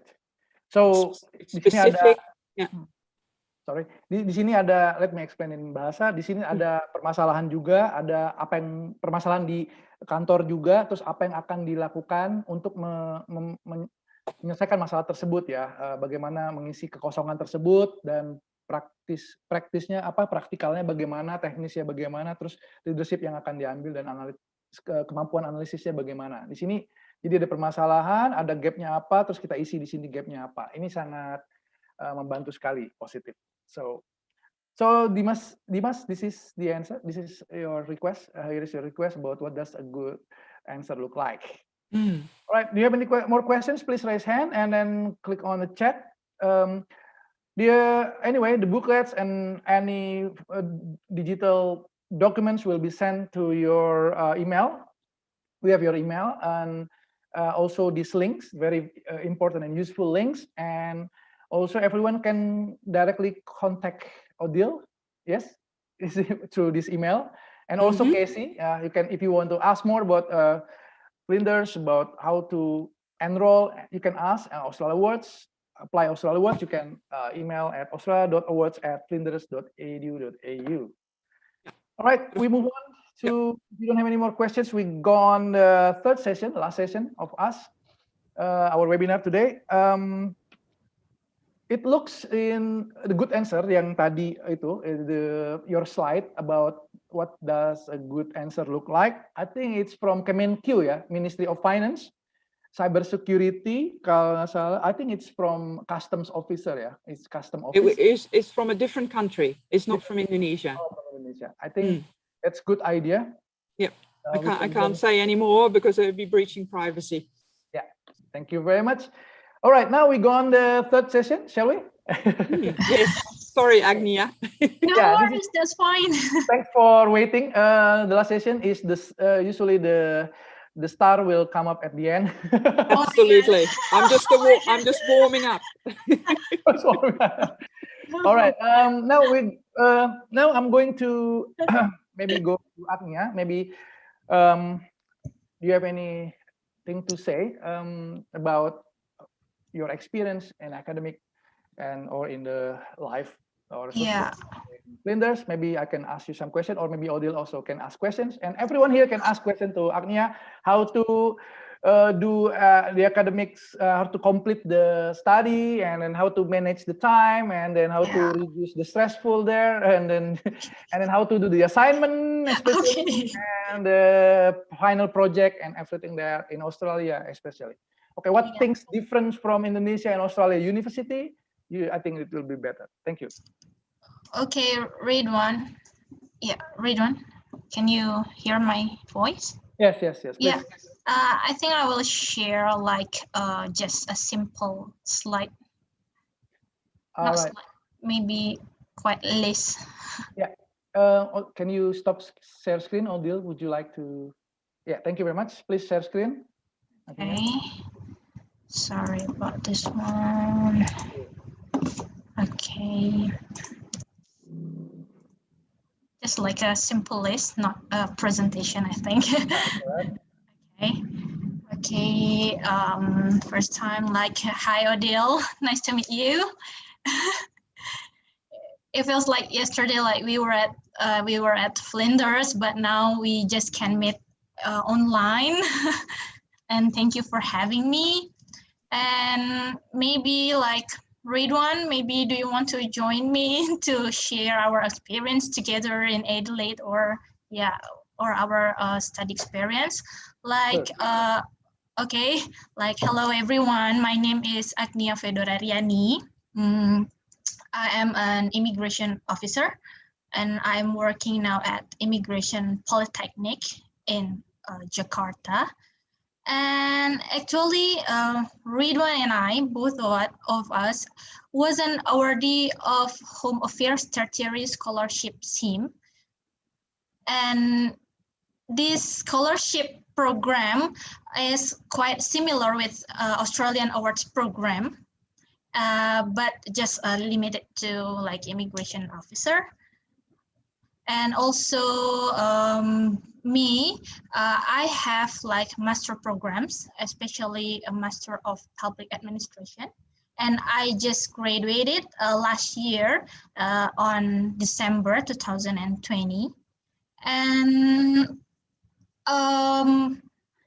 the question from Ridwan, like how I manage my study at Flinders, yeah, for doing assignment, okay, I have to doing my assignment like on time. How I did my assignment on time, like I need to, especially I need to make a timeline so I can know which assignment should I do first. So it will help me to get my assignments on time. And also I always back and forth library and home. So yeah, it depends on people. Like some people like to study at library, but some people like to study at home. But for me, I like to study at library, but I don't know about you, Ridwan. Where do you like to study? I used to study. I mean, I love to study at the coffee shop. Oh, okay, that's great. That's great. Yeah, and the impact of this master program from me personally is like, beside the knowledge from my master programs, also I can improve the other soft skill.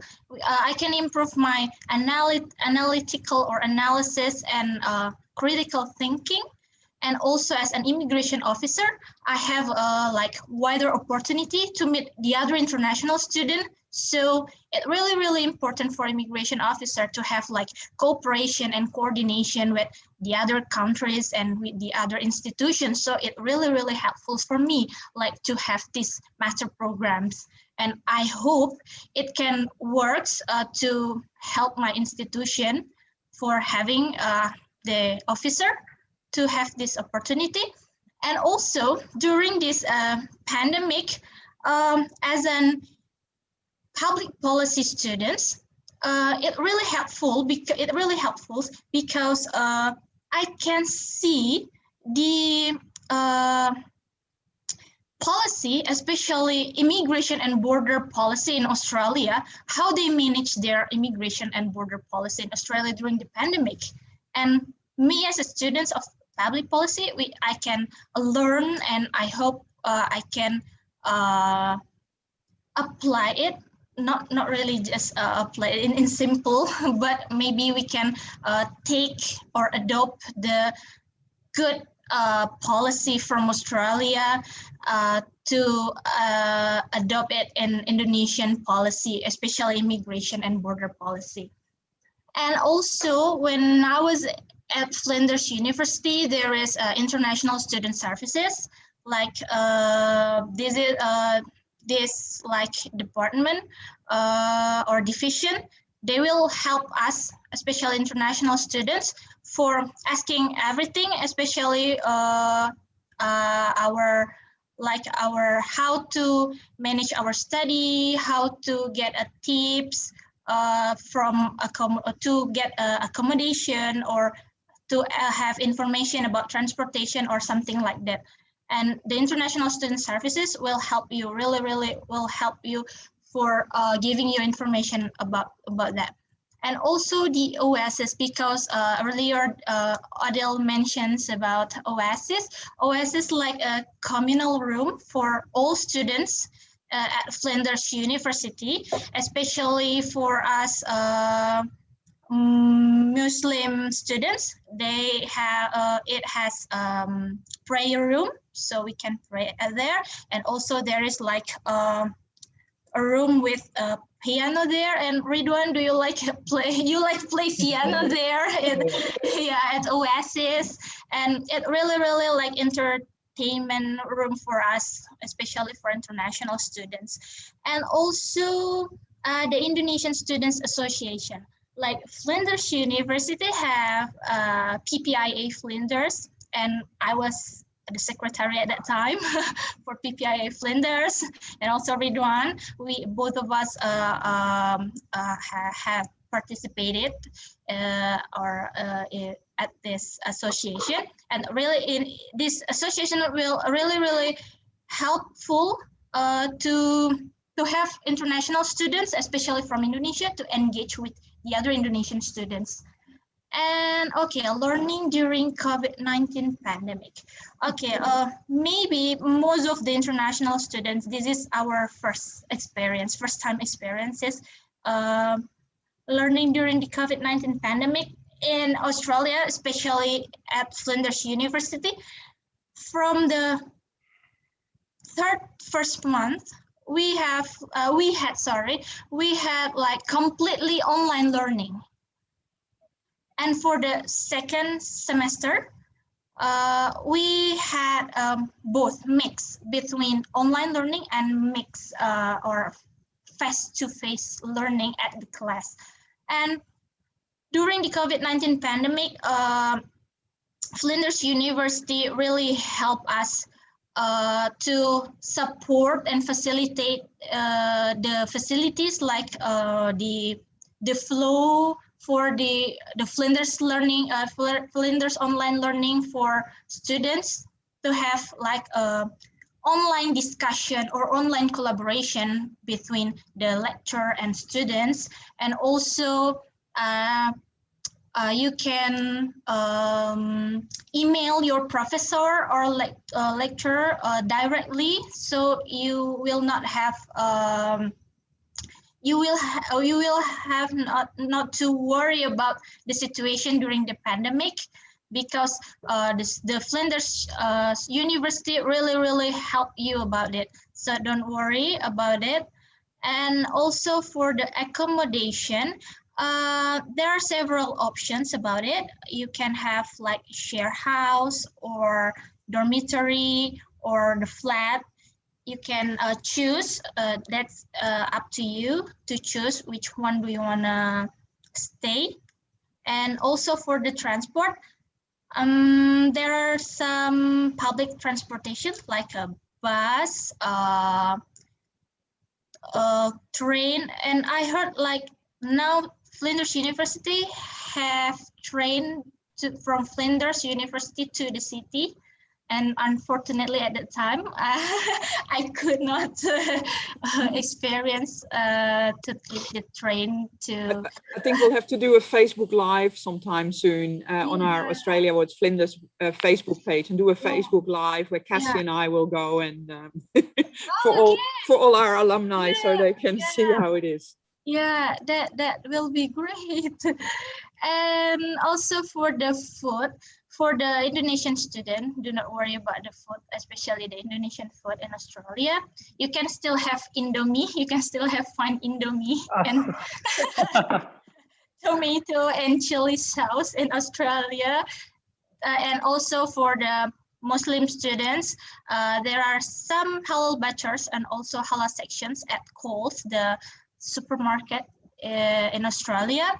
So I think for the Indonesian student, it will have no like major issues to live in Indonesia, in Australia, I mean. So yeah, in Australia and Indonesia, like, yeah, we have like quite the same environment, I think, for my experience. Yeah. So what was different than you expect? Can you remember, like, when you came to Australia or to Adelaide, was it different from what you expected, or was it like you expected, or what did you notice? The major difference between Australia, especially Adelaide in Indonesia, I think the weather. The weather between the summer and the winter, it really, yeah, major difference with Indonesia. Because when I arrived in Adelaide, it was summer and it reached like 48 degrees at that time. Yeah, quite hot. So yeah, for the first time, the weather. And yeah, for the students or the learning program, I think like in Australia, I have like I have direct communication with my professor or lecturers, but we can get in touch or keep in touch with email. It make it like a simple to have a communication with your professor in yeah, in a simple way, I think. Yeah. My experience, yeah. Right. Yeah, okay. What about the the food, the grocery stores. I mean, how do you, and when and how and where did you buy some groceries? Okay, actually, I live near the campus, so for the grocery shopping, I did like fortnightly. So yeah, fortnightly, and during the pandemic, I did it online shopping. Yeah, I can did online shopping like at Coles, from Coles, yeah, the supermarket or the groceries in Australia. And also like sometimes I go, or sometimes I'm going to the shopping center, the Marine shopping center that earlier that you mentioned about it, because it's quite near from our home. And also besides that, I like to go to the beach like Glenelg or Noarlunga. And also like I like to go to like feeding kangaroo or something like that. Yeah, and also I like to go to Handorf, like a small Germany village in Italy. Yeah, I like to go there. Well, anyway, what do you like most about studying at Flinders University? Which area? I mean, which facility or what? Okay, the facility. For me personally, I like the library. You are the librarian. Yeah. No. I like the library. Why? Because it opens 24 hours. It's quiet, and yeah, I like I feels like I have like my personal spot, because yeah, especially for the second and third level, not for the first level. Yeah. So that's why I like studying in Australia the most. I see. Yeah. Okay. So what about the final project you did? Can you explain how do you how do you manage it, and how do you? Yeah. Okay. I did my final project in the second semester on 2020. And how I manage my final project? Yeah, my professor always gave us timeline every week.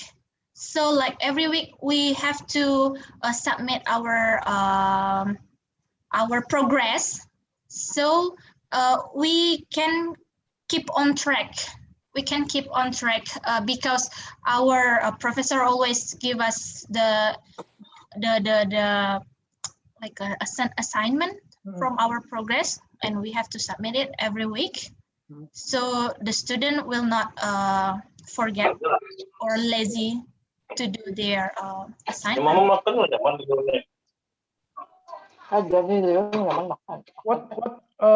What did you? I mean, what was the difference? What is the difference between doing research or writing or studying at Flinders University and other university in Indonesia, especially? What makes it different? Okay. What should we prepare? Okay. The difference from my experience, like in here, in Australia, the students, the professor really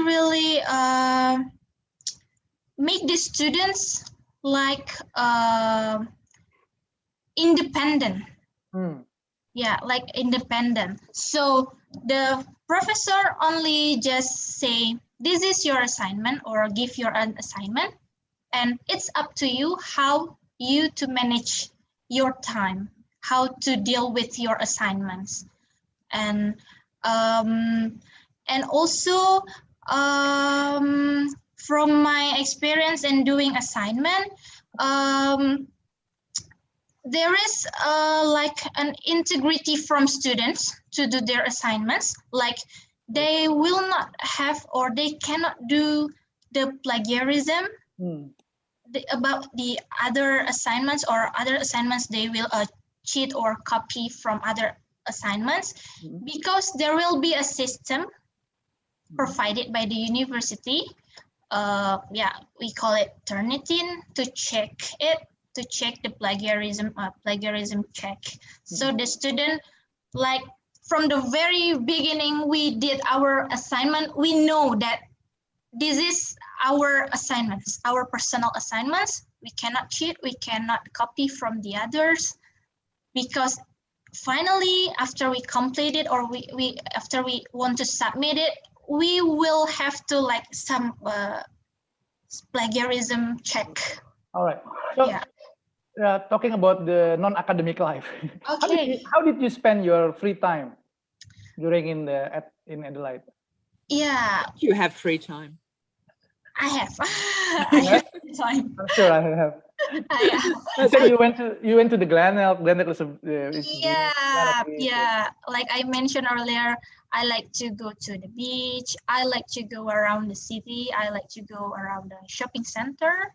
Did you go to other places like Sydney, Melbourne, and everything? Yeah. When I was on summer break on December, I have like more time to go. I went to Sydney and Melbourne together with my family. They visited me in Australia, so I can show Australia to my family on my summer break. Well, during your study or doing research project, did you find some difficulties, and how did you manage it and handle it? Yeah, of course. I found some difficulties.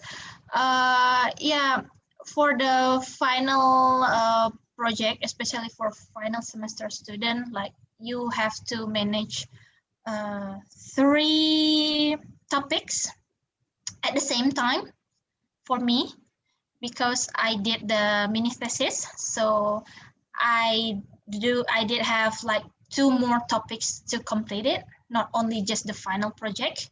So I had like some stressful situation. For me, how to handle it, I especially go to the shopping center. Yeah, with my friends and eating there, and also chatting. Yeah, talk with them. Talk about government, yeah. Yeah, with you.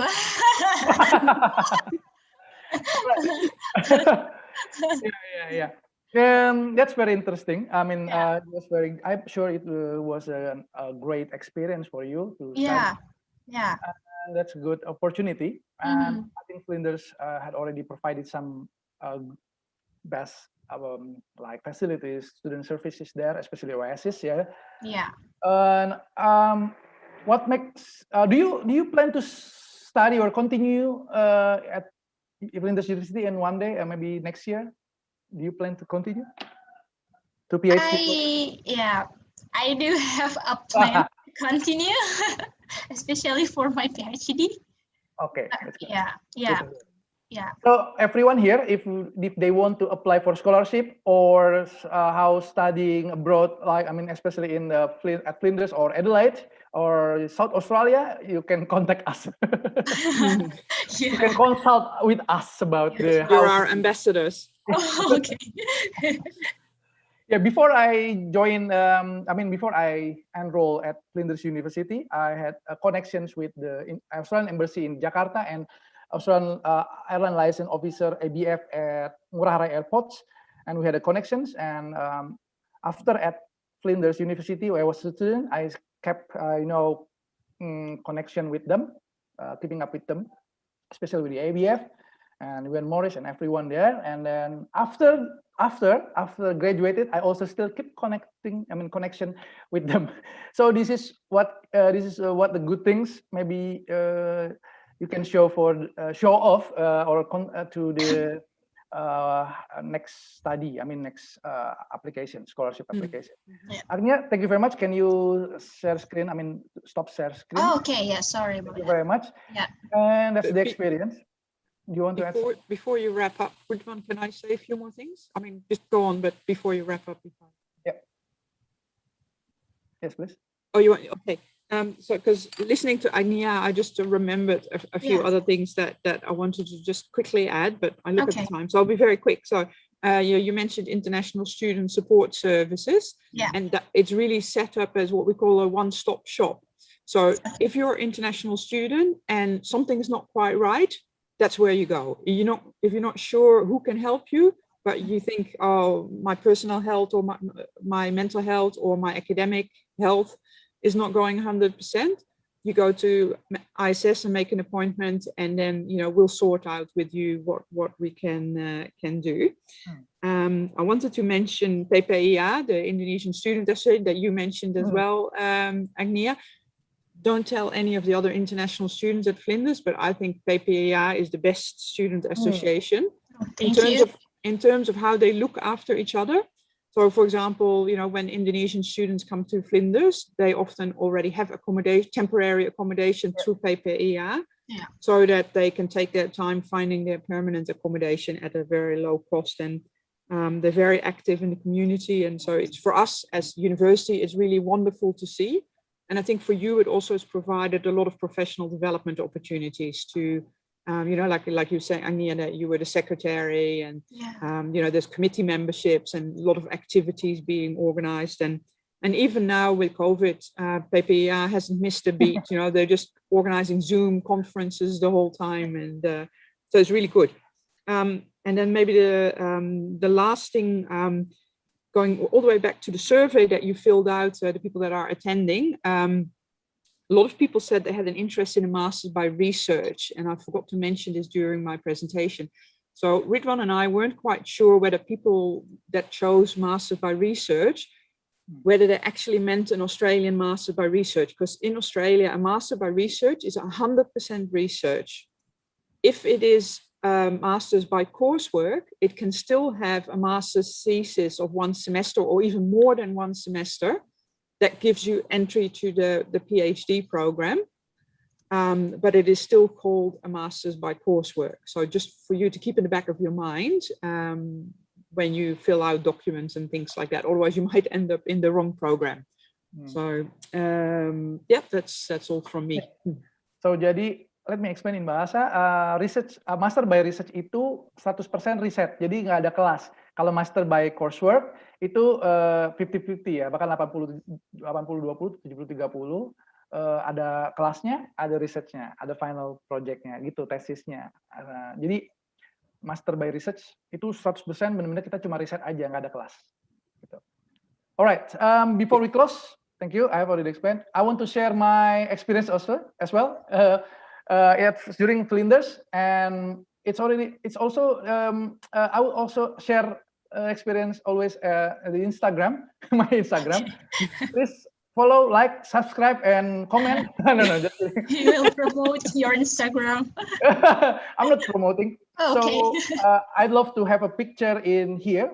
This is research development. I don't know. I like it because I do research very much. And this is what Agnia already mentioned. This is Oasis before the COVID-19. And someone asked me, Lisa at the time, Flinders Oasis in charge, asked me to play. And then I got some food there for free. And and we went to the council, city council. Here is, and also, this is what Flinders like. This is autumn leaves. Oh, so, yeah, the autumn leaves. Yeah. Yeah, something like this. Yeah. This is around the city. I mean, also, so I give some information about the. This is about sharing session about Indonesian language to Indonesian students. Sorry, I mean to Pak Budi is the. About Indonesian studies. Indonesian studies, yeah. Yeah. Yes, and international relations. Yeah. International relations. True.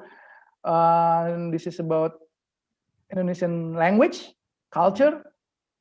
Here we go. We got some students here, and then we play some Indonesian language games here. So, yeah, it was great. And another session is also about Indonesian language, special. Indonesian language, Indonesian culture, and the Indonesian government and everything here. we can share our experience. This is Winter. So I introduce Indonesian language dictionary and food and everything. And also we went to Melbourne in the winter, during the winter, yes, something like this. Just check my Instagram. And also we do, you know, we did some sharing session with Ibu Rosie. yeah, Rosie, Bu Rosie.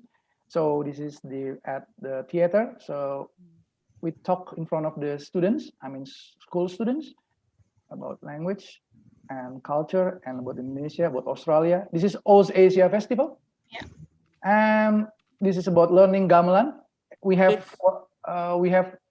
pendopo. Yes. So we learn student practice ricik-ricik. This is I think it's probably the only pendopo in Indonesia, in Australia, right? And with a full gamelan orchestra. Yeah. And this is, we have a visit from immigration attaché at KJRI Sydney. Yes. Yeah. Pak Madutoni, we had passport and passport service for Indonesian Flinders. The place was at Flinders at the time. This is my activity at Flinders, playing piano always. Also, we have PPIA and Jembatan session webinar. Yeah, it's Hannah Brimstone and Ashley Ramadan and Flinders University and New Colombo Plan. Some sessions also we have this one, and last one before I went back home, we had the like promotion about College of Humanity and Art and CHS, Art and Humanities. So yeah, this is Christina, and finally we have what we call the gamelan concert by students, and this is the Deputy Ambassador of Indonesia to Republic of Indonesia to Australia, and that's all. And I'm surprised you still managed to study as well, Ridwan, and I think I've seen your transcript. It was quite good. You did well. Yeah, thank you. You know, at Flinders University, I produce and I publish 6 journals, national journals, and 2 proceedings, international proceedings and seminars, and 2 books. So I did, and now I'm still doing research with Pak Budi for College of Humanities International Relationship for international journal projects. That's all. Do you have anything to say, Agnia or Eldil? The last statement, closing statement? Closing statement. Maybe just say that anybody that's applying for a scholarship this year, you know, I wish you all the best. And, you know, I hope you're successful. And if not this year, then maybe next year or in 2024 for some of you, keep looking at the long distance. And, and thank you for listening on a Saturday. And it was a real pleasure. Yeah. Agnia, you want to say something? Yeah, I hope like everyone can focus and diligently learning their IELTS. That's the important thing before you apply for your scholarships. Yeah, practice. All right. Thank you very much. Thanks for your time, Odile and Agnia. Yeah, thank you for thanks for sharing. Yeah, thanks for sharing. And we have some tricks and things to consider how to apply the Australian Award Scholarship and also Flinders. Everyone here, prepare yourself for to this year or next year or next 2 years. The year after that. Yeah, the year after that. So be prepared, everything. And you can contact Odile and Agnia or me about how to do an application or how to study at Flinders or Adelaide, around Adelaide. Thank you very much. See you again. See you in another webinar. Yes. Thank you. See you again, Odile. Have a good one. Okay. Thank you. Bye-bye. Bye. Bye. Thank you.